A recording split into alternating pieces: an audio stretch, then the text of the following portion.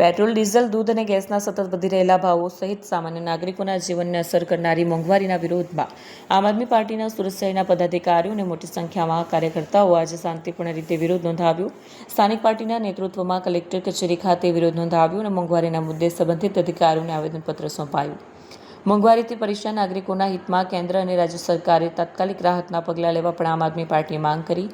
આ કાર્યક્રમ દરમિયાન કાર્યકરો મોંઘવારી બંધ કરો, નાગરિકોને રાહત આપો જેવા નારા સાથે સરકાર સામે રોષ વ્યક્ત કર્યો હતો।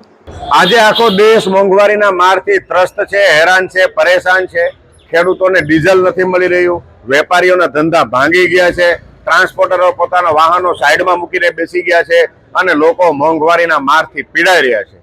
રશિયા આપણને સસ્તું ક્રૂડ ઓઇલ આપતી હોવા છતાં પણ અમેરિકાના દબાણ હેઠળ આપણે એમનું ક્રૂડ ઓઇલ પણ જાણે ખરીદી શકતા નથી।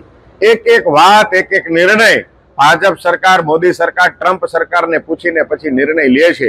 ત્યારે આ દેશને કોણ બચાવશે? આ દેશના લોકો મોંઘવારીથી ત્રસ્ત છે। ત્યારે માનનીય કલેક્ટરશ્રીના માધ્યમથી માનનીય મુખ્યમંત્રીશ્રીને આવેદનપત્ર આપવા માટે આવ્યા છીએ કે ગુજરાતની જનતાને મોંઘવારીના મારથી બચાવવામાં આવે। ગુજરાતની જનતા પીડાઈ રહી છે, ખેડૂતો, વેપારીઓ, ટ્રાન્સપોર્ટરો પીડાઈ રહ્યા છે।